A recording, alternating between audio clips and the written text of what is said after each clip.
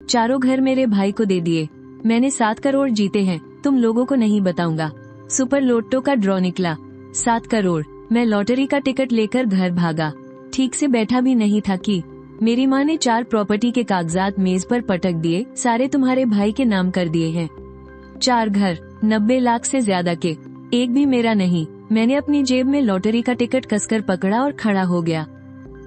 तो आपके बुढ़ापे की पूरी जिम्मेदारी मेरे भाई की होगी। मेरी माँ 3 सेकंड के लिए चौंक गई, फिर हंसने लगी। उन्हें लगा मैं गुस्से में बोल रहा हूँ। 10 अगस्त सुबह 10 बजे मैंने अपनी जिंदगी का सबसे फायदेमंद सौदा किया। 20 रुपये खर्च किए, एक सुपर लोटो का टिकट खरीदा। मत पूछो क्यों, बस कंपनी के नीचे वाली लॉटरी की दुकान के पास से गुजरा और मन कर गया। मालिक का सरनेम हु था, कोई 50 साल के आसपास। हमेशा मुंह में एक बिना जली सिगरेट दबाए रखते हैं। मुझे देखते ही हंसकर बोले, झूरान, फिर से पैसे लुटाने आ गए। मैंने 20 रुपये निकाले और कांच के काउंटर पर रख दिए। एक रैंडम नंबर दे दो। उन्होंने सिर हिलाया और एक टिकट फाड़कर मुझे दे दिया। मैंने नंबरों पर एक नजर डाली और उसे अपनी पैंट की जेब में डाल लिया। मैं मुड़कर चल दिया, ठीक से देखने की जहमत भी नहीं उठाई। शाम के 6 बजे काम से निकला। मेट्रो में फोन देख रहा था। यूं ही मैंने ड्रॉ का पेज खोल लिया। लाल बॉल 03, 07, 14, 21, 28, 33, नीली बॉल 16। मैंने सिर झुकाकर अपनी जेब से कागज का वो मुड़ा तुड़ा टुकड़ा निकाला और एक एक करके नंबर मिलाने लगा। 14, 03, 07, 14। जब चौथा नंबर मिला, 03, 07, 14, 21, मेरी उंगलियां सुन्न होने लगी। 03, 07, 14, 21, 28, 03, 07, 14, 21, 28। नीली बॉल 16, 7 नंबर, एक भी गलत नहीं। पहला इनाम की रकम 7 करोड़। मेट्रो स्टेशन पर आ गई। स्टेशन के नाम की घोषणा मेरे कानों में गूंज रही थी, पर मुझे कुछ सुनाई नहीं दे रहा था। दरवाजे खुले और किसी ने मुझे हल्का सा धक्का दिया। मैं भागते हुए सा बाहर निकला और प्लेटफॉर्म पर खड़ा हो गया। मैंने सिर झुकाकर उस लॉटरी टिकट को घूरा। कागज पसीने से भीग गया था, नंबर थोड़े से फट गए थे। मैंने उसे बहुत ध्यान से मोड़ा और सीने की जेब में रखकर ऊपर से हाथ से दबा लिया। मेरा दिल इतनी तेजी से धड़क रहा था कि लगा हार्ट अटैक आ जाएगा। मैं घर पहुंचा, मतलब मेरे अपने घर नहीं, मेरी माँ के पुराने घर। मैं वहाँ 28 साल रहा था। मेरा अपना कोई कमरा नहीं था। बचपन से लिविंग रूम के सोफे पर सोता था। बाद में जब भाई भाभी की शादी हुई और वे चले गए, तब जाकर मुझे एक कमरा मिला। जब मैंने दरवाजा खोलकर अंदर कदम रखा तो लिविंग रूम की लाइट जल रही थी। मेरी माँ सोफे पर बैठी थी। उनके सामने चाय की मेज पर 4 लाल रंग की किताबें फैली हुई थीं। भाई बगल में बैठा था, पैर पर पैर चढ़ाकर। भाभी उसके कंधे पर सिर रखकर फोन देख रही थी। मेरी माँ ने मुझे देखा और चाय की मेज पर हाथ मारकर बोली, ठीक वक्त पर आए हो, बैठो। मैं बैठ गई। मैं ठीक से बैठी भी नहीं थी कि माँ ने वो 4 लाल फाइलें मेरे सामने खिसका दी। प्रॉपर्टी के कागज। 4 चायांग रोड वाला 2 BHK फ्लैट तुम्हारे भाई के नाम कर दिया है। साउथ सिटी वाला स्कूल के पास का घर तुम्हारे भाई के नाम कर दिया है। तुम्हारे पापा के पुराने घर के बदले जो 2 फ्लैट मिले थे, वो भी तुम्हारे भाई के नाम कर दिए हैं। माँ का लहजा बिल्कुल सपाट था, जैसे वो कोई पहले से तैयार किया हुआ नोटिस पढ़ रही हो। 4 घर, कुल मिलाकर 90 लाख से ज्यादा के, एक भी मेरा नहीं था। मैंने अपने भाई की तरफ देखा। वो सिर झुकाए चाय पी रहा था। उसने पलक तक नहीं उठाई, जैसे कह रहा हो, इसमें हैरान होने वाली क्या बात है। भाभी ने जरूर सिर उठाकर मुझे देखा और मुस्कुराई। देखो रान, तुम नाराज मत हो। तुम्हारे भाई को बच्चा पालना है। स्कूल के पास वाला घर तो बच्चे के लिए रखना ही पड़ेगा। तुम अकेली हो, तुम्हारी शादी भी नहीं हुई। इतने सारे घरों का तुम क्या करोगी। वो मुझे रान बुलाती है। जब से वो इस घर में आए हैं, पहले दिन से ही ऐसे बुलाती है, जैसे किसी पिल्ले को पुचकार रही हो। मैं उन 4 प्रॉपर्टी की फाइलों को घूरती रही। मेरे नाखून हथेली में धंस रहे थे। 7 करोड़, तुम्हारी जेब में 7 करोड़ हैं। ये ख्याल मेरे दिमाग में धमाके की तरह आया। ये कोई जल्दबाजी का फैसला नहीं था, न ही गुस्से का। ये एक ऐसी साफ सोच थी जो पहले कभी नहीं आई थी। पहले जब मेरे पास पैसे नहीं थे, मैंने सब सहा, क्योंकि मेरे पास हिम्मत नहीं थी। माँ ने मेरी कॉलेज की फीस नहीं दी। मैंने स्टूडेंट लोन और पार्ट टाइम काम करके 4 साल निकाले। नौकरी लगने के बाद मेरी महीने की सैलरी 6000 थी, जिसमें से 3500 मैं घर पर देती थी। तुम्हारे भाई को घर का लोन चुकाना है। घर के खर्चे ज्यादा हैं और तुम्हारा अकेले का कितना खर्च होगा। माँ हमेशा यही कहती थी और मैं हमेशा सिर हिला देती थी, क्योंकि मुझे लगता था वो मेरी माँ है, वो मेरे साथ कुछ बहुत ज्यादा गलत नहीं करेगी। लेकिन आज इन 4 प्रॉपर्टी की फाइलों ने मुझे बता दिया कि मैं गलत थी। ये सिर्फ गलत नहीं है, बल्कि उन्होंने तो मुझे कभी अपना समझा ही नहीं। मैं खड़ी हो गई। माँ को लगा कि मैं मान गई हूँ, कि मैंने सब स्वीकार कर लिया है। उनके चेहरे पर एक सुकून भरी मुस्कान आ गई। तो फिर आपके बुढ़ापे का खर्च पूरी तरह से भाई की जिम्मेदारी है। एक पल के लिए हवा में खामोशी छा गई। भाभी के हाथ जो फोन चला रहे थे रुक गए। मेरे भाई का चाय का कप उसके होठों के पास ही अटक गया।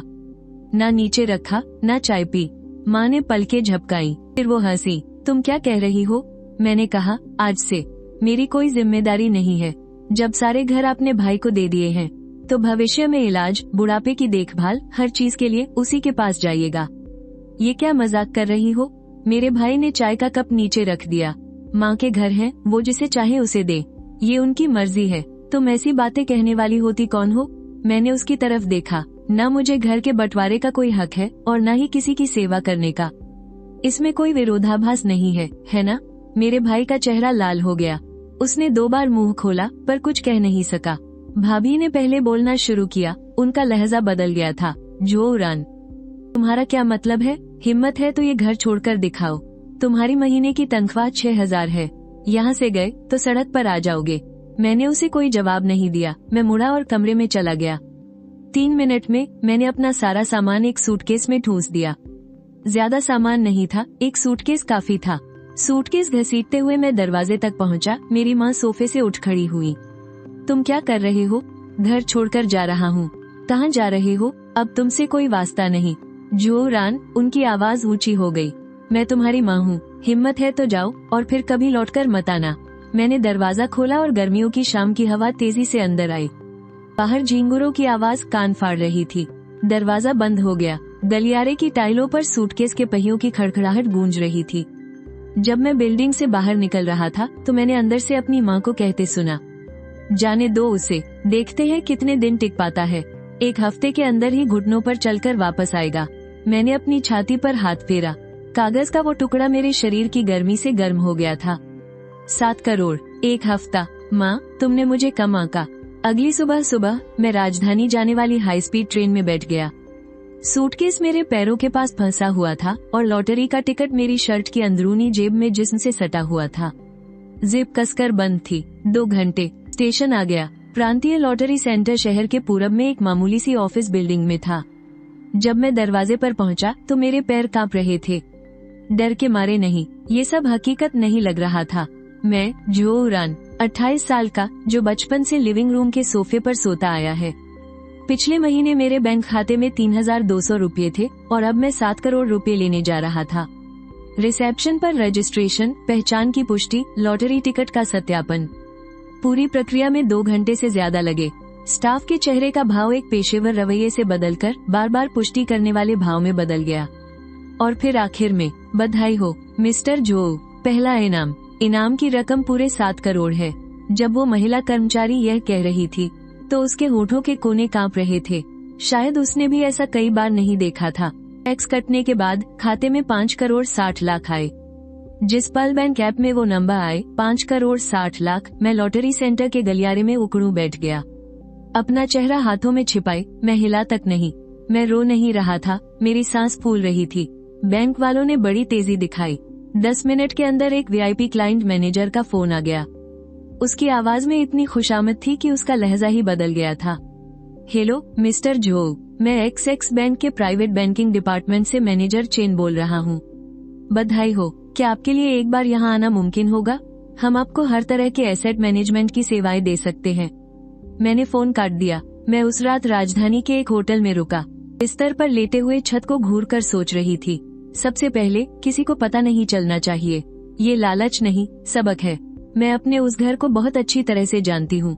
मेरी माँ की सोच हमेशा एक ही होती है। बड़े भैया का परिवार है, बच्चे हैं, उन्हें देखभाल की जरूरत है और मैं अकेली हूँ। मुझे उतने पैसों की जरूरत नहीं है। इसका मतलब ये हुआ, तुम्हारा पैसा नहीं है, वो पूरे परिवार का पैसा है। तुम्हारी जिंदगी नहीं है। तुम्हारी जिंदगी अपने भाई के लिए रास्ता बनाने के लिए है। अगर उन्हें 7 करोड़ के बारे में पता चल गया तो मेरे हिस्से में तो हड्डियां भी नहीं आएंगी। मैं अपने शहर वापस आ गई और शहर के बीचों बीच घर देखने लगी। मैंने 120 स्क्वायर मीटर का एक 3 BHK चुना, जिसकी कुल कीमत 31 लाख थी। पूरा पेमेंट एक साथ। सेल्स गर्ल की मुझे देखने की नजर बेमन से हैरानी में बदल गई। इसमें सिर्फ 20 सेकंड लगे, वही 20 सेकंड जो मुझे अपनी जेब से बैंक कार्ड निकालने में लगे। साइन करते वक्त जैसे ही पेन की नोक घर के कॉन्ट्रैक्ट पर पड़ी, मैं एक पल के लिए रुकी। यह मेरे नाम पर पहला घर था। 28 साल में पहला घर। जिस रात मैं वहाँ रहने गई, मैंने अपनी माँ को फोन किया। मैं बाहर रहने चली गई हूँ। बाहर एक घर किराए पर लिया है। फोन पर दूसरी तरफ 2 सेकंड के लिए सन्नाटा छा गया। तुम पागल हो गई हो? तुम्हारी इतनी सी तनख्वाह में तुम किराया कैसे दोगी? दे दूंगी। हाँ, तुम बस अपनी मनमानी करो। मेरी माँ की आवाज ऊंची हो गई। तुम्हारे पर निकल आए हैं, है ना? मैं तुम्हें बता रही हूँ, बाहर की दुनिया उतनी आसान नहीं है जितना तुम सोचती हो। जब तुम्हारा गुजारा नहीं चलेगा तो रोते गिड़गिड़ाते हुए मेरे पास वापस मत आना। माँ, मैंने नौकरी छोड़ दी है। फोन पर दूसरी तरफ 5 सेकंड के लिए शांति छा गई। तुमने क्या कहा? नौकरी छोड़ दी, अब काम करने का मन नहीं है। जोरान, तुम्हारा दिमाग खराब हो गया है क्या? नौकरी छोड़ दोगी तो खाओगी क्या? मैंने फोन काट दिया। मेरा फोन 10-12 बार वाइब्रेट हुआ। सारी कॉल्स मेरी माँ की थी। मैंने फोन साइलेंट पर कर दिया और उसे उल्टा करके मेज पर रख दिया। नया घर बिल्कुल खाली था। बस एक बिस्तर और एक सूटकेस था। खिड़की के बाहर शहर की रोशनियां शीशे पर धुंधली सी दिख रही थी। मैं फर्श पर बैठकर उस सफेद खाली दीवार को देख रही थी।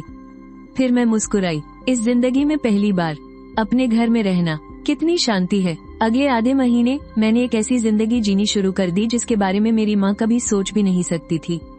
ऐसा नहीं कि मैं पानी की तरह पैसा बहा रही थी। मेरी वो आदत नहीं थी और न ही मैं वैसी आदत डालना चाहती थी। लेकिन जो चीजें करने के बारे में मैं पहले सोच भी नहीं सकती थी, वो मैंने एक एक करके करनी शुरू कर दी। घर का साधारण सा रेनोवेशन करवाया, जिसमें 1,80,000 लगे। मैंने फुल पैकेज वाला काम दिया था। डिजाइनर प्लान दिखाता और मुझे बस हाँ में सिर हिलाना होता था।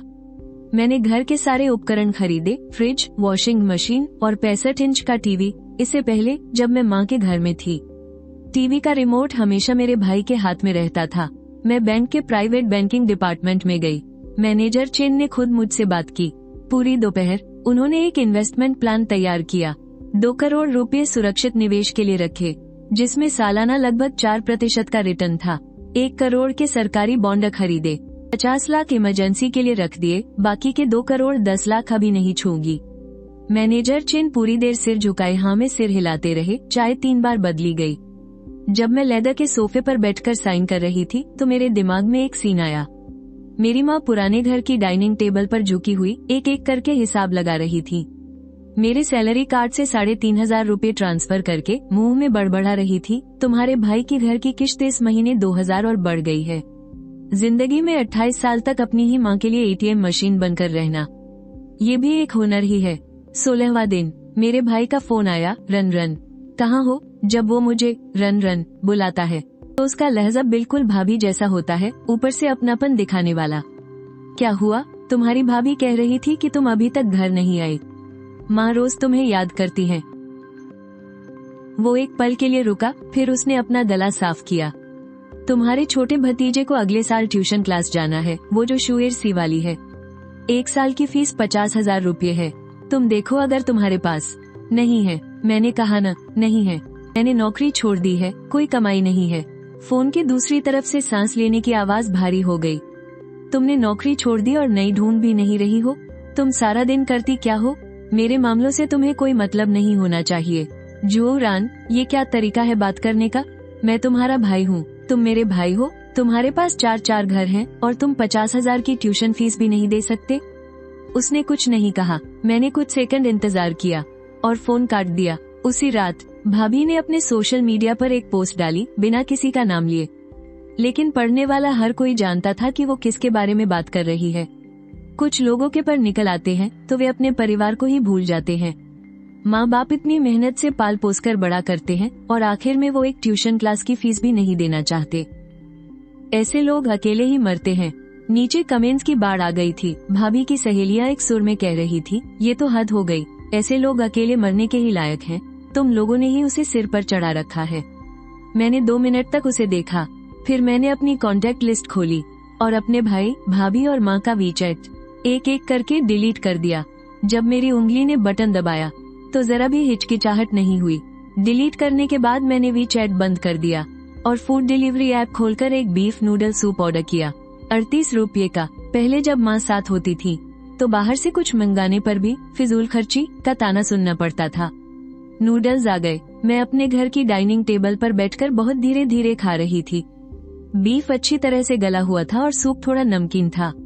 खिड़की के बाहर सूरज डूब रहा था। नए जालीदार पर्दों से रोशनी छनकर अंदर आ रही थी, जिससे फर्श पर लंबी परछाइयां बन रही थी। बहुत शांति थी, इतनी शांति कि मुझे लगा जैसे मैंने अपनी 28 साल की जिंदगी में कभी सुकून से एक कटोरा नूडल्स नहीं खाए। और सच कहूं तो वाकई में नहीं खाए थे। सितंबर के बीच में मेरे बचपन के दोस्त लिन हाओ की शादी थी। जब उसने मुझे फोन किया तो उसका गला बैठा हुआ था। रन भाई, अगर तू नहीं आई तो मैं तुझसे नाराज हो जाऊंगा। मैं मुस्कुरा दी। लिन हाओ मेरा मुंह बोला भाई है, हम बचपन से साथ में बड़े हुए हैं। हम एक ही बिल्डिंग में रहते थे, एक ही प्राइमरी और मिडिल स्कूल में पढ़े। वो अकेला इंसान है जो जानता है कि घर पर मेरी जिंदगी कैसी है। जब मैं तीसरी क्लास में था, मेरे भाई ने पड़ोसी के घर की खिड़की तोड़ दी थी। मेरी माँ ने मुझसे घुटनों पर बैठकर उनसे माफी मांगने को कहा। वजह ये थी, तुम्हारे भाई को आगे चलकर यूनिवर्सिटी में दाखिला लेना है, उसके नाम पर ऐसा कोई रिकॉर्ड नहीं होना चाहिए। मैं 40 मिनट तक घुटनों पर बैठा रहा। लिन हाओ मेरे पास खड़ा रहा, वो वहाँ से बिल्कुल नहीं हिला। बाद में जब मैं उठा तो मेरे घुटनों पर लाल निशान पड़ गए थे। उसने मुझे कोल्ड ड्रिंक की एक बोतल दी। उसने कुछ कहा नहीं, बस मुझे देखता रहा। 18 सितंबर को शादी थी। मैं अपनी नई खरीदी हुई कैडिलैक XT5 चलाकर वहाँ गया था, जिसकी कीमत 43 लाख थी। ये कोई बड़ी बात नहीं थी, लेकिन 6000 महीना कमाने वाले इंसान के लिए ये लोगों का ध्यान खींचने के लिए काफी था। होटल के दरवाजे पर पहुंचकर मैंने गाड़ी की चाबियां वेले वाले लड़के को दे दी। लिन हाओ दरवाजे पर मेहमानों का स्वागत कर रहा था। मुझे देखकर पहले तो वो 1 सेकंड के लिए चौंक गया, फिर उसकी आंखें फटी की फटी रह गई। अरे भाई रान, ये तेरी गाड़ी है? कब खरीदी? पिछले महीने। वो मुझे ऊपर से नीचे तक देखने लगा। उसने मेरे नए हेयर स्टाइल और नीले सूट को सिर से पांव तक 3 बार देखा। मेरे चमड़े के जूते कियान बाइदू के थे, ज्यादा महंगे नहीं थे, लेकिन पैरों में बिल्कुल फिट थे। 1 महीने पहले की तुलना में मैं पूरी तरह से बदल गया था। तेरी लॉटरी लगी है क्या? उसने धीरे से पूछा। मेरे दिल में एक धक सी हुई, लेकिन मैंने चेहरे पर कोई भाव नहीं आने दिया। कुछ साल से पैसे बचा रहा था, लोन पर खरीदी है। उसे मेरी बात पर आधा यकीन हुआ, आधा नहीं। लेकिन शादी में व्यस्त होने की वजह से उसे और पूछने का समय नहीं मिला। मैंने शगुन में 20,000 दिए। जब मैंने उसे लिफाफा दिया तो लिन हाओ के हाथ कांप रहे थे। रान भाई, 20,000 बहुत ज्यादा है। तेरी शादी है, मैं नहीं तो और कौन दिल खोलेगा? रख ले। शादी बहुत धूमधाम से हो रही थी। 18 टेबलें लगी थी, बहुत से लोग आए थे। मैं तीसरी टेबल पर बैठा था। मेरे बगल में बचपन के दोस्त थे। खाना आधा ही हुआ था कि एक औरत शराब का गिलास लेकर आई। मैं उसे नहीं जानता था, लेकिन वो मुझे देखकर मुस्कुराई। वो एक परखने वाली मुस्कान थी। तुम जाओ रान हो ना? मैं जाओ शेन की भाभी की सहेली झांग याओ हूँ। हम मिल चुके हैं। मुझे याद आ गया, पिछले साल मेरे भाई की जन्मदिन की पार्टी में हम एक बार मिले थे। उस समय उसने मेरे बारे में कहा था, तुम्हारा भाई दिखने में तो ठीक है, बस बहुत गरीब है। उसकी आवाज न ज्यादा तेज थी न ज्यादा धीमी, बस इतनी कि मेरे कानों तक पहुंच जाए। हाँ, मुझे याद है। वो मेरे बगल में बैठ गई। उसकी नजरें मेरे सूट से होती हुई मेरी कलाई पर बंधी घड़ी पर गईं। तुमने नौकरी बदल ली? काफी अच्छे लग रहे हो। हाँ, बदल ली है। क्या करते हो? फ्रीलांसर हूँ, उसने ओह कहा और ऐसे मुस्कुराई जैसे मजाक उड़ा रही हो। खाना खत्म होने के बाद जब मैं बाहर आया तो पार्किंग में उसने मेरी गाड़ी देखी। वो कुछ सेकंड के लिए वहीं चौंक कर खड़ी रह गई और उसका मुंह खुला का खुला रह गया। मॉडल कुछ कहना चाहता था, पर आखिर में कुछ नहीं कहा। मुझे पता था कि वो घर जाकर भाभी से जरूर बताएगी। कोई बात नहीं, उसे बताने दो। और हुआ भी वही। उसी रात मेरे भाई का फोन आ गया। जो रान, तुम्हारे पास कैडिलैक खरीदने के लिए पैसे कहाँ से आए? मुझे लगभग हंसी आ गई। खबर सच में बहुत जल्दी फैलती है। तुमसे कोई मतलब नहीं, मेरे साथ टालमटोल मत करो। क्या तुम कोई गैर कानूनी काम कर रहे हो? पिरामिड स्कीम, ऑनलाइन लोन, मैं कुछ भी करूं, उससे तुम्हारा क्या लेना देना? मैं तुम्हारा भाई हूँ, तुम मेरे भाई हो। चारों घर तो तुमने ले लिए, अब ये भी बताओगे कि मैं कौन सी गाड़ी चलाऊं? मैंने फोन काट दिया, फोन बंद किया और बालकनी में आकर खड़ा हो गया। पतझड़ की हवा में थोड़ी ठंडक थी। नीचे सड़क पर गाड़ियां आ जा रही थी। हर गाड़ी में कोई ना कोई अपनी जिंदगी जी रहा था। पहले मुझे समझ नहीं आता था कि कोई अपने परिवार से पूरी तरह से रिश्ता कैसे तोड़ सकता है। अब मुझे समझ आ गया है, ऐसा नहीं है कि प्यार नहीं रहा, बस अब और प्यार करने की हिम्मत नहीं बची। अध्याय 5। अक्टूबर। मेरी माँ मुझे ढूंढते हुए आ गई। मेरे घर नहीं, उन्हें नहीं पता था कि मैं कहाँ रहता हूँ। वो मेरी पुरानी कंपनी में पहुंची। रिसेप्शनिस्ट ने मेरे पुराने सुपरवाइजर को फोन किया। सुपरवाइजर ने उन्हें बताया, आपके बेटे ने पिछले महीने ही नौकरी छोड़ दी। मेरी माँ वही कंपनी की लॉबी में 10 मिनट तक खड़ी रही, फिर चली गई। ये बात मुझे बाद में सुपरवाइजर ने वीचैट पर मैसेज करके बताई। साथ में ये भी लिखा, तुम्हारी माँ काफी परेशान लग रही थी, उनका चेहरा उतरा हुआ था। मैंने जवाब में बस हम भेजा और कुछ नहीं कहा। मेरी माँ परेशान होकर हर जगह पूछने लगी। पहले उन्होंने मेरे मोबाइल पर फोन किया, लेकिन मैंने नंबर बदल लिया था। मेरे साथ काम करने वालों को फोन किया, उन्हें भी मेरा नया नंबर नहीं पता था। आखिर में उन्होंने लिन हाउ को फोन किया। लिन हाउ ने उसी दिन मुझे फोन किया। उसकी आवाज थोड़ी हिचकिचा रही थी। रन भाई, तुम्हारी माँ ने मुझे फोन किया था, पूछ रही थी कि तुम कहाँ हो। मैंने बताया नहीं, लेकिन वो फोन पर रो रही थी। उन्हें मत बताना, ठीक है? वो एक पल के लिए रुका। क्या तुम सच में कोई संपर्क नहीं रखना चाहते? ऐसा नहीं है कि संपर्क नहीं रखना चाहता, बस अब जरूरत नहीं है। फोन रखकर मैं सोफे पर बैठ गया। कुछ देर तक फोन की स्क्रीन को घूरता रहा। मुंह में कड़वाहट घुल गई थी। मुझे अपनी माँ के लिए बुरा नहीं लग रहा था, बल्कि उस बच्चे के लिए लग रहा था जो बचपन में लिविंग रूम के सोफे पर झुककर अपना होमवर्क करता था और बेडरूम से अपनी माँ की आवाज सुनता था जो मेरे भाई को कहानियाँ सुना रही होती थी। उस बच्चे ने 28 साल तक इंतजार किया। आखिरकार उसने इंतजार करना छोड़ दिया। उसी समय मुझे लिन हाउ से मेरे भाई के हालात के बारे में थोड़ी बहुत जानकारी मिली। लिन हाउ, 4 घर। लिन हाउ सुनने में तो बहुत ज्यादा लगते हैं। लिन हाउ 9 मिलियन से ज्यादा, लेकिन असलियत यह है कि चायांग रोड वाला वो घर जो 2 BHK है और साउथ सिटी के स्कूल डिस्ट्रिक्ट वाला घर, दोनों पर लोन है। महीने की किश्त मिलाकर 12,000 बनती है। मेरे भाई का अपना छोटा सा बिजनेस है। उसने एक बिल्डिंग मटेरियल की दुकान खोली है। पिछले 2 साल तक तो बाजार ठीक ठाक था। इस साल पता नहीं क्या हुआ, ग्राहक कम होते जा रहे हैं। बहुत सारा माल अटका पड़ा है, बिक नहीं रहा। भाभी काम नहीं करती। बच्चे की ट्यूशन, घर के खर्चे और दोनों घरों की महीने की किश्त, सब कुछ अकेले मेरे भाई के कंधों पर आ गया है। पहले जब इन सब में कमी पड़ती थी तो मेरे हर महीने दिए जाने वाले 3,500 युआन से काम चल जाता था। अब जब मैं नहीं हूँ तो कमी साफ नजर आने लगी। बिल्डिंग मटेरियल की दुकान। लिन हाउ ने कहा, भाभी ने हाल ही में मेरे भाई के सामने 2 बार तमाशा किया, यहाँ तक कि बिल्डिंग मटेरियल की दुकान पर भी। तुम्हारा भाई क्या चला गया, घर की ये हालत हो गई। तुम्हारी माँ ने सारा घर तुम्हारे नाम कर दिया, उसका क्या फायदा? महीने की किस्तें तो हम ही भर रहे हैं ना। दूसरी बार तो और भी बुरा कहा, पहले पता होता तो ऐसा होता। तुम्हारे भाई के लिए एक घर रख लेना चाहिए था, ताकि वो हर महीने पैसे देता रहता। अब तो अच्छा है, वो भाग गया और पैसे भी गए। ये सुनकर मुझे हंसी आ गई। उस घर में मेरी यही हैसियत थी, न बेटा न भाई, बल्कि हर महीने 3,500 रुपए देने वाली एक मशीन। न बेटा, बल्कि हर महीने 3,500 रुपए देने वाली एक मशीन। हर महीने 3,500 रुपए देने वाली एक मशीन।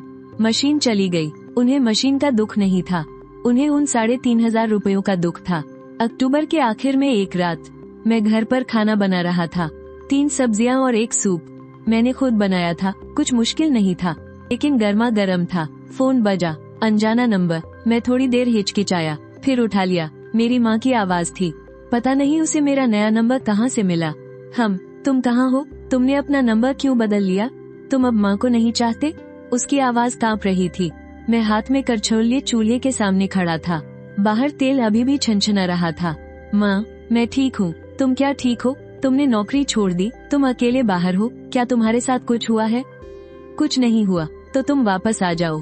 माँ को वो सब बातें नहीं कहनी चाहिए थी। तुम वापस आ जाओ, घर की बात हम फिर से कर लेंगे। अब बात करने की जरूरत नहीं है। मैंने गैस बंद कर दी। घर अब पहले ही मेरे भाई को दे चुकी है, तो वो अब उसी का है। मैं उसके लिए नहीं लड़ूंगा, लेकिन अब से मैं अपनी जिंदगी अकेले गुजारूंगा। अकेले क्या गुजारोगे? तुम्हारे पास कितने पैसे हैं? मैंने उसकी बात काटी। आप मेरे पैसों की चिंता मत कीजिए, आप बस अपना ध्यान रखिए। फोन की दूसरी तरफ बहुत देर तक खामोशी रही। फिर उसने एक बात कही। आवाज बहुत धीमी थी, लेकिन मैंने हर शब्द साफ साफ सुना। तुम्हारे पर निकल आए हैं। अब तुम्हें माँ की जरूरत नहीं है। ठीक है, तुम इंतजार करो। उसने फोन काट दिया। मैं रसोई में खड़ा था, करछुल पकड़े हुए मेरे हाथ कांप रहे थे। गुस्से से नहीं, बस एक पल के लिए, बहुत छोटे से पल के लिए मैं उसे बताना चाहता था, माँ मेरी 7 करोड़ की लॉटरी लगी है। लेकिन बस वो पल गुजर गया। अगर उसे पता चल जाता तो क्या होता? रनन, इस पैसे में से आधा अपने भाई को दे दो। उसका घर परिवार है, बच्चे हैं। तुम अकेले इतना सब इस्तेमाल नहीं कर पाओगी, यह मैं अच्छी तरह जानती थी। मुझे तो डायलॉग का अंदाजा लगाने की भी जरूरत नहीं थी। मैंने करछी नीचे रख दी। मैं सब्जी और सूप लेकर डाइनिंग टेबल पर बैठ गई, अकेले खाने के लिए। मैं बहुत धीरे धीरे खा रही थी। नवंबर के बीच की बात है। मेरे भाई ने मुझे ढूंढ ही लिया। लिन हाओ ने मेरे साथ गद्दारी नहीं की थी, लेकिन मेरी भाभी की वो सहेली झांग याओ, उसकी जान पहचान बहुत थी। उसने अपने फ्रेंड सर्कल में पता लगाया। किसी तरह उन्हें पता चल गया कि मैं उसी कॉम्प्लेक्स में रहती हूँ। उस दिन दोपहर में मैं बालकनी में धूप सेक रही थी और इन्वेस्टमेंट ऐप देख रही थी। दरवाजे की घंटी बजी। मैंने दरवाजा खोला तो सामने मेरा भाई खड़ा था। उसने एक रोए निकली हुई जैकेट पहनी थी और उसका चेहरा उतरा हुआ था। उसने कई दिनों से दाढ़ी भी नहीं बनाई थी। पहले उसने मुझे देखा, फिर उसकी नजर मेरे कंधे के ऊपर से घर के अंदर गई। 120 स्क्वायर मीटर का 3 BHK अपार्टमेंट, बिल्कुल नया इंटीरियर, ग्रे कलर की थीम, लकड़ी का फर्श, सारे उपकरण ब्रांडेड थे। लिविंग रूम की जमीन से छत तक वाली खिड़की के बाहर सोसाइटी का बगीचा और दूर का कमर्शियल एरिया दिखाई दे रहा था। उसने एक बार जोर से थूक निगला। ये तुमने किराए पर लिया है? खरीदा है। उसकी आवाज बदल गई। पूरी पेमेंट करके? वो दरवाजे पर ही सन रह गया। उसका मुंह खुला का खुला रह गया। मैं एक तरफ हट गई ताकि वो अंदर आ सके। मैंने एक गिलास पानी टेबल पर रखा। वो बैठा नहीं। वो लिविंग रूम के बीच में खड़ा होकर 360 डिग्री घूमकर सब कुछ देखने लगा। उसकी आंखें हर दीवार, हर फर्नीचर और हर छोटी से छोटी चीज को देख रही थी। आखिर में वो मेरी तरफ घूमा और मुझे घूरने लगा। तुम्हारे पास इतने पैसे कहाँ से आए? खुद बचाए हैं और कुछ इन्वेस्टमेंट से। बकवास। उसकी आवाज भारी हो गई। तुम्हारी महीने की सैलरी 6,000 है। 4 साल में तुमने 1 लाख से भी कम बचाए। 1 महीने पहले तक तुम माँ के घर के उस छोटे से कमरे में रह रही थी, और अब तुम कह रही हो कि तुमने 3 करोड़ का घर खरीद लिया, वो भी पूरी पेमेंट करके। मैं सोफे पर टेक लगाकर उसे देखने लगी। तो तुम्हें क्या लगता है मेरे पास पैसे कहाँ से आए? मुझे नहीं पता, इसीलिए मैं तुमसे पूछने आया हूँ। वो मेरे सामने आकर खड़ा हो गया। वो ऊपर से नीचे घूरते हुए बोला, जो उरान, मैं तुम्हारा सगा भाई हूँ। अगर तुम घर वालों से कुछ छिपा रही हो तो देर सबेर मुश्किल में जरूर पड़ोगी। अगर तुमने कोई गैर कानूनी काम किया है तो पूरे परिवार की बदनामी होगी। बदनामी? मैंने उसकी बात काटी। तुम लोगों ने मुझे कभी परिवार का सदस्य माना ही कब है? उसका चेहरा सन रह गया। जब 4 घरों का बंटवारा हो रहा था तब तुमने मुझसे एक बार भी पूछा था? जब माँ मुझसे हर महीने 3,500 रुपए लेती थी तब तुमने उन्हें एक बार भी रोका?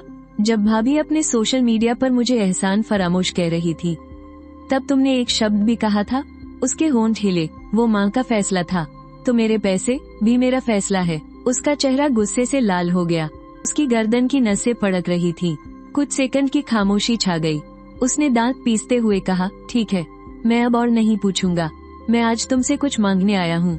उसने अपनी जैकेट की जेब से सिगरेट का एक पैकेट निकाला और एक सिगरेट निकाली। उसके हाथ कांप रहे थे। 3 बार कोशिश करने के बाद वो सिगरेट जला पाया। दुकान में कुछ दिक्कत हो गई है। माल का एक बड़ा बैच फंस गया है। पैसे का फ्लो टूट गया है। महीने के आखिर में बैंक का लोन चुकाना है और ऊपर से 2 घरों की किश्तें भी हैं। उसने सिगरेट का एक गहरा कश लिया। मुझे बिजनेस घुमाने के लिए 10 लाख चाहिए। 10 लाख। मैंने उसकी तरफ देखा। ये वो इंसान था जिसे बचपन से लेकर आज तक सारी सहूलियतें दी गई। ये वो इंसान था जिसने बिना किसी झिझक के 90 लाख से ज्यादा की प्रॉपर्टी ले ली थी, और अब वो अपने 6,000 महीने कमाने वाले भाई से 10 लाख उधार मांगने आया था। नहीं है, तुमने 30 लाख का घर पूरा पेमेंट करके खरीदा है और तुम मुझसे कह रहे हो कि तुम्हारे पास पैसे नहीं है। मैं अपने पैसे कैसे खर्च करता हूँ ये मेरी मर्जी है। सिगरेट उसकी उंगलियों के बीच में फंसी थी और इतनी कांप रही थी कि राख जमीन पर गिर गई। जो रान, क्या तुम जानबूझकर मेरा तमाशा देख रहे हो? नहीं, ऐसा नहीं है। तो फिर मुझे उधार दो। मैं तुम्हारा सगा भाई हूँ। अगर मैं लोन नहीं चुका पाया तो बैंक घर जब्त कर लेगा। माँ कहाँ रहेंगी? तुम्हारा भतीजा कहाँ रहेगा? मैं खड़ा हो गया और उसकी आंखों में आंखें डालकर देखा। 4 घर, 90 लाख से भी ज्यादा। तुम्हारे हाथ पैर सलामत हैं, तुम्हारा अपना बिजनेस है, तुम मुझसे 10 लाख उधार मांग रहे हो, तुम्हें ये मजाक नहीं लगता? उसने अपने हाथों की मुठ्ठियां भींच ली। भाई, मैंने उसे पुकारा। वो चौंक गया। मैंने बहुत समय से उसे भाई नहीं कहा था। जिस दिन 4 घरों का बंटवारा हुआ था, तुम सोफे पर बैठे चाय पी रहे थे और तुमने नजर उठाकर भी नहीं देखा। तुम्हें लगा कि वो सारे घर तुम्हारे ही होने चाहिए थे और मुझे एक भी न मिले, ये भी ठीक ही था। और अब जब तुम्हें पैसे की जरूरत पड़ी तो तुम मेरे पास आ गए। किस हक से? उसकी मुठ्ठियां कांप रही थीं। उसका चेहरा कभी सफेद पड़ रहा था तो कभी लाल। आखिर में उसने कुछ नहीं कहा। उसने सिगरेट मेरी चाय की मेज पर बुझाई और मुड़कर चला गया। दरवाजा इतनी जोर से बंद हुआ कि सब कुछ हिल गया। मैं अपनी जगह पर खड़ा रहा। मैं गलियारे में उसके तेज कदमों की आवाज सुनता रहा। चाय की मेज पर सिगरेट से जलने का एक काला निशान बन गया था। मैं नीचे झुका और उसे टिश्यू पेपर से पोंछने की कोशिश की। वो मिट नहीं रहा था। चलो छोड़ो, एक नई खरीद लूंगा। पहले वाला जो रान इसे खरीद नहीं सकता था, लेकिन अब वाला खरीद सकता है। दिसंबर की शुरुआत थी, सर्दियां थी, अंधेरा बहुत जल्दी हो जाता था। शाम के 4:30 बजे ही अंधेरा छा जाता था। मैं रात का खाना बना रहा था। मैंने पसलियों का सूप बनाया था कि दरवाजे की घंटी बजी। मुझे लगा कोई डिलीवरी वाला है। मैंने दरवाजा खोला। दरवाजे पर माँ खड़ी थी। वो दुबली हो गई थी।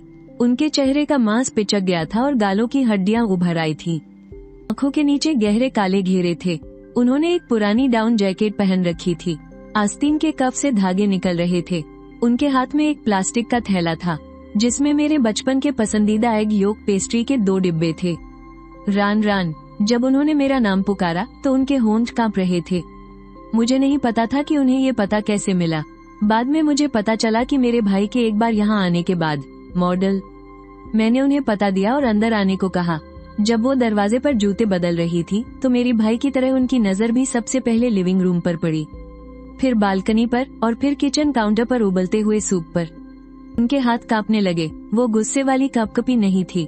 वो ऐसी थी जैसे अचानक कुछ समझ आ गया हो, पर यकीन न कर पाने वाली कपकपी थी। बैठिए। वो सोफे पर बैठ गई, प्लास्टिक का थैला अपने घुटनों पर रखकर। उनकी उंगलियां थैले के मुंह पर थी और वो बहुत देर तक कुछ नहीं बोली। मैंने सूप की आंच धीमी कर दी और उनके सामने बैठ गई। माँ, क्या बात है? उनकी आंखें लाल हो गई। रनन, तुम्हारे भाई की दुकान शायद बंद हो जाएगी। अगर दोनों घरों का लोन महीने के आखिर तक नहीं चुकाया तो बैंक घर जब्त कर लेगा। तुम्हारी भाभी तलाक मांग रही है। उन्होंने एक साथ 3 बातें कही और मैंने तीनों बार हम में जवाब दिया। उनके आंसू गिरने लगे। माँ जानती है कि पहले मैंने तुम्हारे साथ अच्छा नहीं किया। घरों के मामले में माँ ने ठीक से नहीं सोचा। तुम्हारे भाई के बच्चे हैं तो माँ सोच रही थी। मैंने उनकी बात काट दी, बेसब्री से नहीं बल्कि इसलिए क्योंकि मुझे पता था कि वो आगे क्या कहने वाली है। मुझे बहुत अच्छी तरह पता था। आप चाहती हैं कि मैं भाई का लोन चुकाने में मदद करूं? वो कुछ नहीं बोली, पर उनकी आंखों ने सब कह दिया। मैं उठी और बेडरूम में चली गई। दराज से एक नोटबुक निकाली। वो नोटबुक मैंने पिछले 2 महीनों में तैयार की थी। बचपन से लेकर आज तक का हर एक हिसाब, पढ़ाई का खर्च, मेरा भाई 4 साल की कॉलेज की फीस और रहने का खर्चा। माँ ने दिए 1,20,000, मैं 0, स्टूडेंट लोन और पार्ट टाइम जॉब्स। 4 साल मैंने खुद संभाला। रहने का खर्चा, हाई स्कूल के 3 साल, भाई को हर महीने 2,000, मुझे हर महीने 300। शादी का खर्च, भाई की शादी में माँ ने 3 लाख कैश और 1 लाख का घर का सामान दिया। मेरी सैलरी जो मैंने हर महीने दी, 3,500 गुना 48 महीने यानी 4 साल, कुल मिलाकर 1,68,000। प्रॉपर्टी 4, कुल कीमत 90 लाख से ज्यादा, सब भाई के नाम पर। मैंने नोटबुक खोली और उनके सामने वाली टेबल पर रख दी। माँ, ये देखिए। उन्होंने नीचे एक नजर देखा और फिर अपना चेहरा दूसरी तरफ घुमा लिया। ये सब तो बीती बातें हैं। ये बीती बातें नहीं है। मेरी आवाज ऊंची नहीं थी, पर हर शब्द साफ था। ये वो फैसला है जो आपने 28 सालों में लिया है। पढ़ाई का खर्च, आपने उसे 1,20,000 दिए, मुझे 0। रहने का खर्चा, उसे हर महीने 2,000, मुझे 300। शादी में 3 लाख, मेरी सैलरी 4 साल में मैंने 1,68,000 दिए। 4 घर, 90 लाख से ज्यादा के, एक भी मेरा नहीं। कुल मिलाकर आपने भाई पर 15 लाख से ज्यादा खर्च किए। मुझसे 1,68,000 लिए और मुझ पर जो खर्च किया 68,000। 300 रुपये के गुजारे के खर्च को मिलाकर भी 20,000 नहीं होते। आपको लगता है कि यह लापरवाही है? उनके होंठ कांप रहे थे और कई बार खुले। लेकिन कुछ बोल नहीं पाई। उनकी उंगलियां प्लास्टिक बैग के मुंह पर थीं। उन्होंने प्लास्टिक बैग को इतनी जोर से पकड़ा कि उससे चरमराहट की आवाज आने लगी। रान रान, तुम मेरे बेटे हो, माँ तुमसे प्यार न करे ऐसा हो ही नहीं सकता। आप मुझसे प्यार करती हैं? मैंने उस हिसाब की किताब की ओर इशारा किया। इसमें कौन सा हिसाब मेरे लिए आपके प्यार को दिखाता है? वो रोने लगी। आंसू उनकी आंखों के नीचे के काले घेरों से लुढ़कते हुए उनके डाउन जैकेट पर टपक रहे थे, जिससे उस जगह पर रंग गहरा हो गया था। माँ बूढ़ी हो गई है। माँ की पूरी जिंदगी में बस तुम दोनों ही हो। अगर तुम्हारा भाई बर्बाद हो गया तो माँ के जीने का क्या मतलब रह जाएगा? मैं उन्हें देखता रहा, उस औरत को जिसने अपने सारे संसाधन अपने दूसरे बेटे पर लगा दिए और 28 साल तक मेरा सब कुछ निचोड़ लिया, और इस वक्त वो मेरे 30 लाख के घर में बैठी थी और मेरे सामने रो रही थी। मैंने एक गहरी सांस ली। माँ, उन्होंने सिर उठाया। मैं अपने भाई को एक पैसा भी नहीं दूंगा। उनका शरीर कांप गया। लेकिन आपके गुजारे के लिए मैं आपको हर महीने 3000 दूंगा। वो चौंक गई। आंसू अभी भी उनके चेहरे पर थे। उनके चेहरे पर आभार, शर्म और नाराजगी का एक मिला जुला भाव था। यह आपके रोज के खर्चों के लिए काफी होगा। इलाज का पैसा अलग से दूंगा, लेकिन मेरे भाई की बात आप मुझसे दोबारा कभी मत करना। उन्होंने अपना मुंह खोला। अब घर जाइए, अंधेरा हो रहा है। मैंने एग योक पेस्ट्री के वो दोनों डिब्बे रख लिए और उन्हें दरवाजे तक छोड़ने गया। वो लिफ्ट के सामने तक गई और मुड़कर मुझे एक नजर देखा। उनके होंठ हिले, पर आखिर में उन्होंने कुछ नहीं कहा। लिफ्ट का दरवाजा बंद हो गया। मैंने अपना दरवाजा बंद कर लिया। मैं दरवाजे के सहारे टिक गया। किचन से पोर्क रिब सूप की खुशबू आ रही थी। एग योक पेस्ट्री का वो डिब्बा जूते की अलमारी पर रखा था। डिब्बे का एक कोना कुचला हुआ था। मैं उसे बहुत देर तक घूरता रहा। बचपन में ये सिर्फ नए साल पर ही खाने को मिलती थी। हर बार मेरा भाई ही पहले चुनता था। वो 3 लेता था और मैं 1। मेरी माँ कहती थी, तुम्हारा भाई बड़ा है, उसे लेने दो। हर बार मुझे ही उसके लिए छोड़ना पड़ता था। 28 साल तक छोड़ता रहा। अब और नहीं। दिसंबर से जनवरी तक मेरे भाई की जिंदगी के सबसे बुरे 2 महीने थे। ये खबरें लिन हाउस से एक एक करके मिलती रहीं, जैसे किसी पहेली के टुकड़े हों। एक एक करके एक बिखरते हुए मंजर की तस्वीर बना रहे थे। बिल्डिंग मटेरियल की दुकान बंद हो गई। 4 लाख से ज्यादा का माल फंस गया था। नुकसान में बेचने पर भी कोई लेने वाला नहीं था। दोनों घरों की किस्तें 3 महीने से नहीं भरी थी। बैंक ने वसूली का नोटिस भेज दिया था कि अगर और पैसे नहीं चुकाए तो वे कानूनी कार्रवाई करेंगे। उसे माल की पेमेंट का नोटिस मिला और भाभी ने तलाक का केस कर दिया। उसकी मांगे साफ थी, शहर के दक्षिणी इलाके वाले स्कूल जोन के घर में आधा हक और साथ में बच्चे के गुजारे के लिए हर महीने 5000। मेरा भाई राजी नहीं हुआ। दोनों ने कोर्ट के बाहर झगड़ा किया। भाभी ने सबके सामने उसकी नाक की तरफ इशारा करके चिल्लाया, तुम्हारे परिवार के पास 4 घर हैं, एक भी तुम्हारे छोटे भाई को नहीं दिया। अब अच्छा हुआ, सब तुम्हारे हाथ में आकर डूब गया। तुम्हारा छोटा भाई तुमसे 100 गुना ज्यादा काबिल है। ये बात लिन हाउ ने वहाँ खड़े होकर अपने कानों से सुनी थी। जब लिन हाउ ने मुझे ये बताया तो उसका लहजा बहुत अजीब था। रान भाई, तुम्हारी भाभी की वो बात की, तुम्हारा छोटा भाई तुमसे 100 गुना ज्यादा काबिल है, क्या उसे कुछ पता है? उसे क्या पता होगा? पता नहीं, लेकिन तुम्हारी उस भाभी की सहेली है न, झांग याओ। हाल ही में वो तुम्हारे बारे में हर जगह पूछ रही है। मेरे दिल में एक खटका सा हुआ। क्या पूछ रही है? पूछ रही है कि तुम्हारे पास पैसा आखिर आया कहाँ से। वो शायद लॉटरी की दुकान पर गई थी, वही जहाँ से तुम लॉटरी खरीदते हो, बॉस हु की दुकान पर। वो 50 साल का अधेड़ आदमी जो हमेशा मुंह में बिना जली सिगरेट दबाए रखता है। पिछली बार एक ग्राहक ने 7 करोड़ जीते थे। उसने उसी दिन अपने सोशल मीडिया पर एक मैसेज डाला था, इस दुकान से निकला बड़ा इनाम, पहला इनाम 7 करोड़। बधाई हो, बधाई हो। उसने मेरा चेहरा पोस्ट नहीं किया था, लेकिन उसने एक तस्वीर पोस्ट की थी जिसमें टिकट लेते हुए मेरी पीठ दिख रही थी। मैंने एक ग्रे रंग की टी शर्ट पहनी हुई थी जिसके दाहिने कंधे पर वॉशिंग मशीन से धुलाई के कारण घिसने का निशान था। वो टी शर्ट मैंने 3 साल पहनी थी। बहुत से लोगों ने मुझे उसे पहने हुए देखा था। झांग याओ ने भी। मेरे दिल की धड़कन तेज हो गई, लेकिन मैं हिला नहीं। अगर पता लगा सकते हैं तो लगा ले, मुझे उनके जानने से डर नहीं लगता। मैं बस चाहता हूँ कि उन्हें तब पता चले जब उन्हें पैसे की सबसे ज्यादा जरूरत हो, जब वे बिल्कुल बेबस और लाचार हो। ये बदला नहीं है, यह उन्हें अपनी आंखों से कीमत देखने देना है। जनवरी के बीच में एक बुधवार की दोपहर मैं घर पर किताब पढ़ रहा था कि मेरा फोन बजा। एक अनजान नंबर था। मैंने फोन उठाया। दूसरी तरफ भाभी की आवाज थी। जोरान, उसने मुझे रान रान नहीं कहा। क्या तुम्हारी लॉटरी लगी है? हवा में 3 सेकंड के लिए खामोशी छा गई। भाभी, आप ये क्या कह रही हैं? नाटक मत करो। झांग या उस दुकान पर गई थी जहाँ से तुम लॉटरी खरीदते हो। 10 अगस्त के दिन पहला इनाम 7 करोड़। टिकट खरीदने वाले ने ग्रे टी शर्ट पहनी थी, वही जो तुम रोज पहनते हो। उसकी आवाज कांप रही थी, उत्साह की वजह से नहीं, डर की वजह से। क्या तुमने उसे 10 अगस्त को खरीदा था? क्या तुम उसी दिन जीत गए थे जब तुम घर आए थे? माँ प्रॉपर्टी बांट रही थी। क्या वो लॉटरी टिकट तुम्हारी जेब में था? मैंने कुछ नहीं कहा। उसकी सांसें और भारी होती जा रही थी। तुमने 7 करोड़ जीते और तुमने घर में एक शब्द भी नहीं कहा। फोन की दूसरी तरफ एक पल की खामोशी छा गई और फिर एक आवाज आई। वो भाभी की नहीं, मेरे भाई की थी। वो क्या कह रहा है? भाभी ने कोई जवाब नहीं दिया। भैया ने फोन छीन लिया। जुओरान, क्या ये सच है? तुम्हारी लॉटरी लगी है या नहीं? मैं सोफे पर टेक लगाकर बैठ गया। खिड़की के बाहर धुंधले आसमान को देखते हुए मैंने कहा, तुम्हें क्या लगता है? फोन की दूसरी तरफ मौत जैसा सन्नाटा था। इस खबर की पुष्टि सबसे पहले भाभी ने की। वो उसी दोपहर स्टेट लॉटरी सेंटर गई थी। शिकायत करने के बहाने उन्होंने स्टाफ से 2 घंटे तक सवाल जवाब किए। हालांकि सेंटर विजेता की जानकारी जाहिर नहीं करता, लेकिन सार्वजनिक डेटा साफ था। टिकट जारी करने का समय सुबह 10:07। इनाम लेने की तारीख 11 अगस्त। सुपर लोटो अंक 20240092। टिकट जारी करने का समय सुबह 10:07। इनाम लेने की तारीख 11 अगस्त। पहला इनाम 1 टिकट। इनाम की राशि पूरे 7 करोड़। टिकट जारी करने वाली दुकान इस शहर की झाओयांग road XX number फुकाई betting station. Ticket जारी करने का समय सुबह 10:07। टिकट जारी करने का समय सुबह 10:07। इनाम लेने की तारीख 11 अगस्त। जब भैया को ये सारी जानकारी मिली तो रात के 9 बज रहे थे। लिन हाओ ने बाद में मुझे उस समय का मंजर बताया था। मेरा भाई पुराने घर के लिविंग रूम में बैठा था, वही लिविंग रूम जहां माँ ने प्रॉपर्टी के कागजात बांटे थे। उसके सामने फोन की स्क्रीन पर स्टेट लॉटरी सेंटर का सार्वजनिक सूचना वाला पेज खुला था।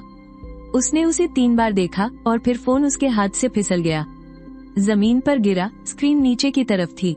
उसने नहीं उठाया। भाभी उसके बगल में खड़ी थी। हालांकि वो तलाक के कागजात पहले ही दे चुकी थी, लेकिन आज वो खास तौर पर इसी काम के लिए वापस आई थी। 7 करोड़। टैक्स कटने के बाद 5 करोड़ 60 लाख। भाभी की आवाज कांप रही थी। 10 अगस्त को तुम्हारी माँ, जिस दिन उन्होंने प्रॉपर्टी के कागजात मेज पर पटके थे, उस दिन उसकी जेब में ये लॉटरी का टिकट था। मेरी माँ किचन से बाहर आई। उन्हें नहीं पता था कि वे लोग क्या बात कर रहे हैं। दोनों के चेहरे का हाव भाव देखकर उनके कदम रुक गए। क्या हुआ? मेरे भाई ने कुछ नहीं कहा। भाभी ने सिर घुमाया और मेरी माँ को देखा। जुओरान की लॉटरी लगी है, 7 करोड़ की। मेरी माँ का हाथ, जिसमें करछौल थी, हवा में ही जम गया। तुमने क्या कहा? सुपर लोटो 7 करोड़। 10 अगस्त को घर आने से पहले ही वो जीत चुका था। करछौल मेरी माँ के हाथ से नीचे गिर गई। धातु के टाइल से टकराने की आवाज शांत कमरे में बहुत तेज और कान फाड़ने वाली लग रही थी। मेरी माँ किचन के दरवाजे पर खड़ी थी। उनके होंठ बुरी तरह से कांपने लगे। उनकी आंखें पूरी तरह से खुली हुई थी। उनकी आंखों की पुतलियां फैल रही थी। भाभी की आवाज हथौड़े की तरह पड़ती रही। जब वो वापस आया था तो उसके चेहरे पर क्या भाव थे? तुम्हें याद है? क्या वो मुस्कुराते हुए घर में घुसा था? मेरी माँ के घुटने हल्के से मुड़ गए। और फिर तुमने प्रॉपर्टी के चारों कागजात उसके सामने पटक दिए, एक भी घर उसे नहीं दिया। मेरी माँ ने दरवाजे की चौखट पकड़ने के लिए हाथ बढ़ाया, लेकिन पकड़ नहीं पाई। उनका कंधा दीवार से टकरा गया। वो खड़ा हुआ और बोला, ठीक है। और तुमने सोचा कि वो बस गुस्से में मुंह फुला रहा है। मेरे भाई की आवाज पूरी तरह से बैठ गई थी। लिविंग रूम में 10 सेकंड तक सन्नाटा छाया रहा। फिर मेरी माँ के पैरों ने पूरी तरह से जवाब दे दिया। वो गिरी नहीं, बल्कि धीरे धीरे 1-1 इंच करके दीवार के सहारे नीचे फिसलती गई। आखिर में वो किचन के दरवाजे पर जमीन पर बैठ गई। उनके हाथ जमीन पर टिके हुए थे। उनके नाखून टाइल्स पर खुरच रहे थे, जिससे खरोंचने की तीखी आवाज आ रही थी। उसकी 7 करोड़ की लॉटरी लगी। उसकी 7 करोड़ की लॉटरी लगी। वो यही बात दोहरा रही थी बार बार, और उनकी आवाज धीमी होती जा रही थी। आखिर में बस फुसफुसाहट रह गई। मेरा भाई अचानक खड़ा हो गया। उसकी वजह से कुर्सी पलटकर जमीन पर जा गिरी। उसकी आंखें खून से लाल थी और वो गुस्से में अपने दांत पीस रहा था। उसकी 7 करोड़ की लॉटरी लगी, 7 करोड़ की, और उसने घर में एक शब्द तक नहीं कहा। उसने कॉफी टेबल से कप उठाया और जमीन पर पटक दिया। कांच के टुकड़े हर तरफ बिखर गए। वो देखता रहा कि माँ सारे घर मुझे दे रही है, और उसने एक शब्द नहीं कहा। बस मुड़ा और चला गया। उसने बहुत पहले ही इस घर की परवाह करना छोड़ दिया था।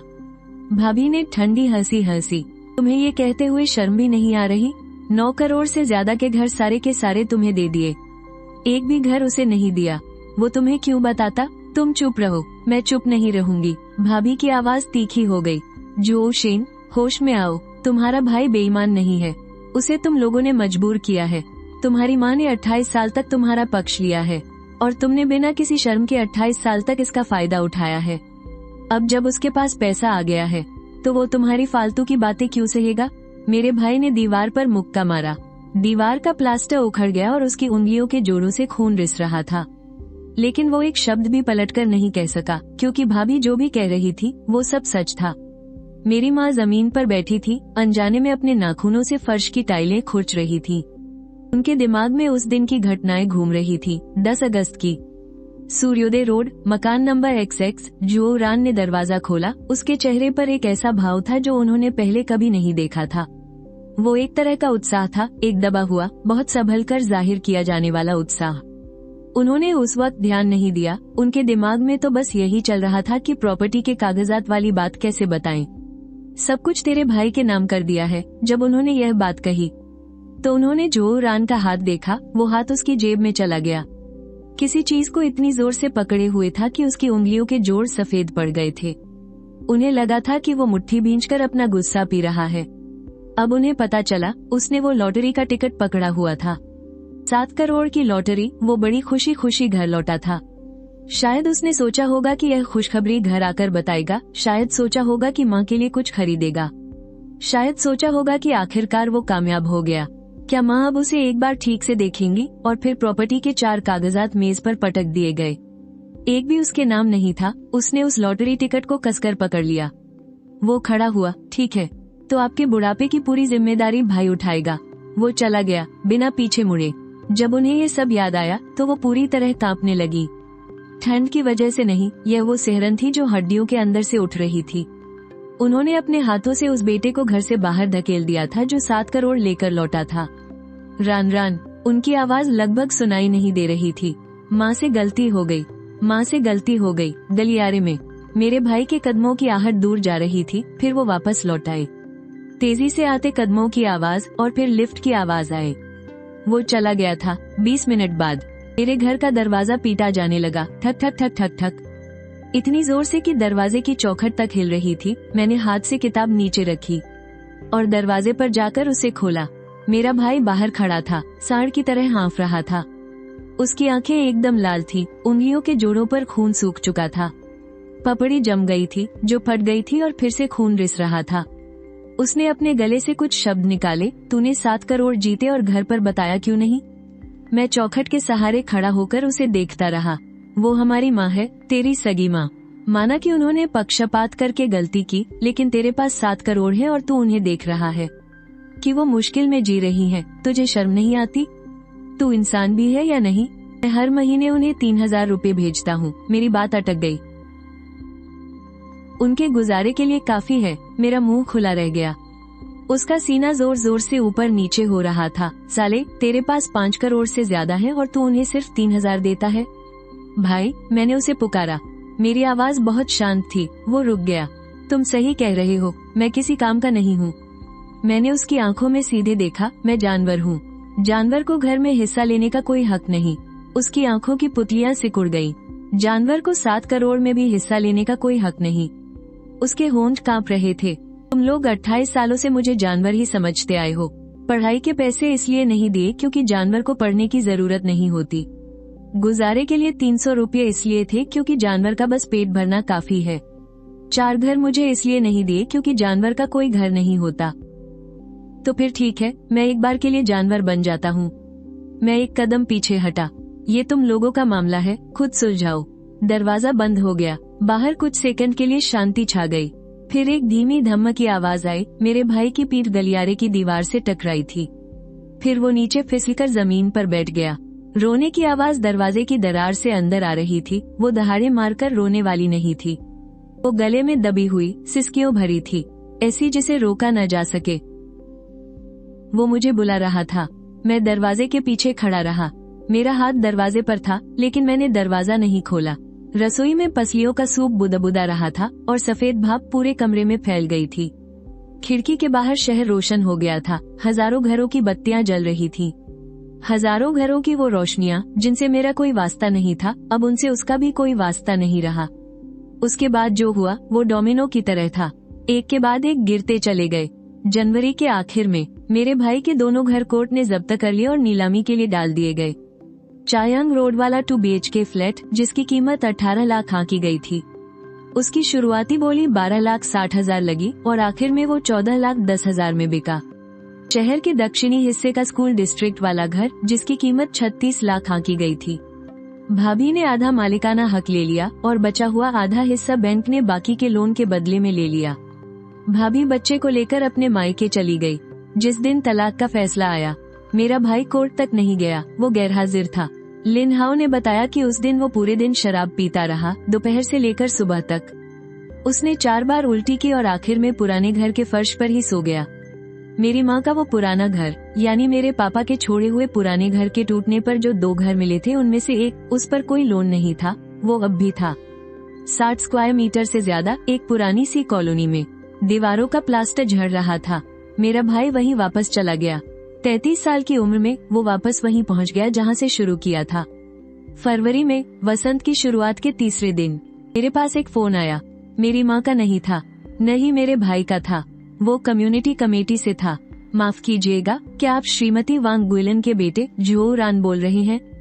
आपकी माँ की तबीयत आजकल ठीक नहीं है। उनका ब्लड प्रेशर लगातार बढ़ा हुआ है। पिछले हफ्ते वो गिर भी गई थी। पड़ोसियों ने उन्हें अस्पताल पहुंचाया था। उनका अकेले रहना ज्यादा सुरक्षित नहीं है। हमारी सलाह है कि परिवार वाले उन पर थोड़ा ध्यान दें। मैंने कहा, शुक्रिया। फोन रख दिया। उसी दिन दोपहर को मैंने अपनी माँ के बैंक कार्ड में 2,000 रुपये और डाल दिए, 3,000 से बढ़ाकर 5,000 कर दिए। फिर मैंने लिन हाओ को फोन किया और उससे एक भरोसेमंद घरेलू सहायिका ढूंढने में मदद करने को कहा, जो हफ्ते में 3 बार जाकर खाना बना दे और साफ सफाई कर दे और मेरी माँ का हाल चाल देख ले। लिन हाओ कुछ देर चुप रहा। रान भाई, तुम उनसे मिलने नहीं जाओगे? भी नहीं। मार्च का महीना था। कॉलोनी के गेट पर मैग्नोलिया के फूल खिल गए थे। सफेद पंखुड़ियां जमीन पर बिखरी हुई थी। गार्ड हर सुबह एक बार सफाई करता है।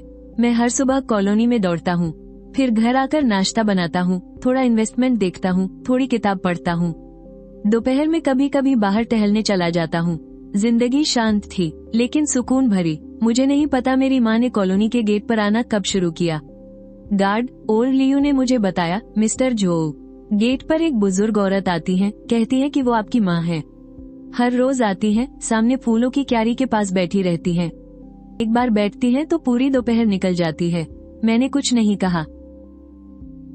उन्हें बैठने दो, उन्हें भगाना मत, ठीक है। मार्च के बीच की एक दोपहर थी।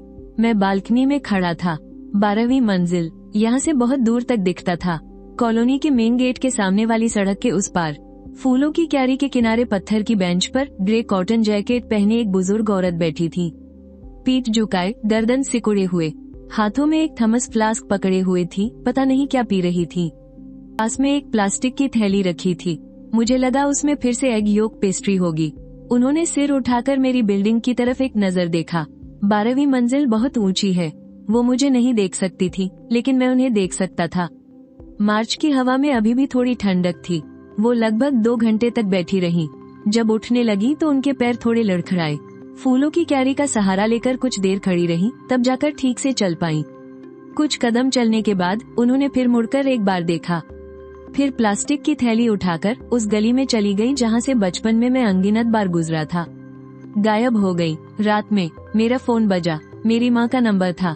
मैंने फोन उठाया। तुमने माँ को 2,000 रुपए ज्यादा भेजे हैं। माँ को इतने की जरूरत नहीं है। जरूरत है एक आंटी रख लो जो तुम्हारे लिए खाना बना दे। ऐसे तैसे काम मत चलाओ। वो फोन पर काफी देर तक चुप रही। मुझे उनकी सांसों की आवाज सुनाई दे रही थी, बहुत हल्की और धीमी। बीच बीच में 1-2 बार सिसकने की आवाज आ रही थी।